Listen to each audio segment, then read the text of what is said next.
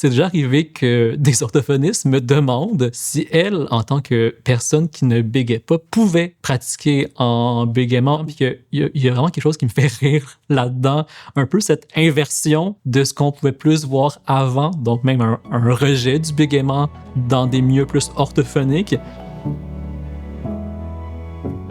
Allô, je m'appelle Sébastien, je suis orthophoniste et surtout étudiant au doctorat en sciences de l'orthophonie à l'Université de Montréal et je bégais. Et... OK, la première.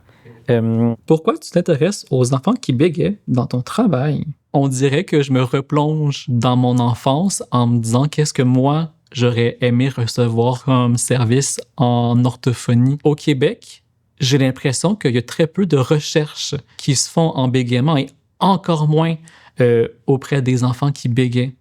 Et donc, pour moi, il y avait quelque chose de très important qu'on développe de la recherche, qu'on développe des connaissances pour mieux soutenir.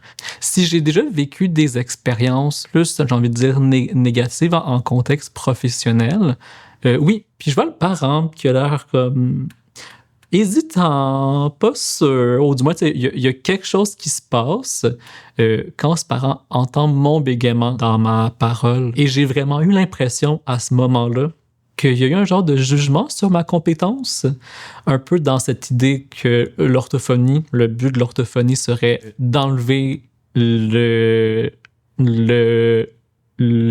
bégaiement, et donc ce parent se retrouve frappé à la réalité que ben c'est pas toujours possible, et donc il vient briser, si on veut, cette image de l'enfant parfait.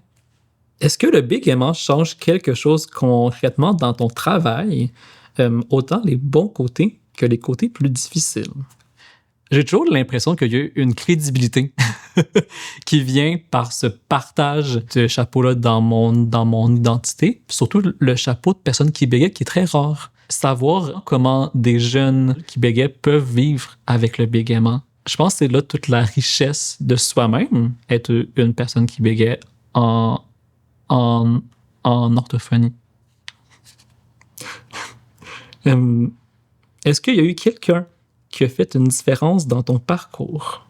Ingrid, qui est ma directrice actuelle au doctorat, ça a été la première personne à m'avoir nommé qu'il y a quelque chose de beau dans le fait d'être une personne qui bégait et être orthophoniste. Maintenant, je le vois beaucoup comme étant des choses qui sont très proches, collées ensemble. Et quand on fait un peu ce mariage-là, c'est dans ces moments qu'on voit des choses très belles pour la profession de l'orthophonie, mais aussi pour les personnes qui bégaient de manière plus large. Si tu donnais un conseil à quelqu'un qui bégait et qui commence sa carrière, ça serait quoi? Le premier mot qui me vient en tête, là, c'est fonce. Fonce et assure-toi que ton bégaiement ne t'empêche pas de vivre ta vie pleinement.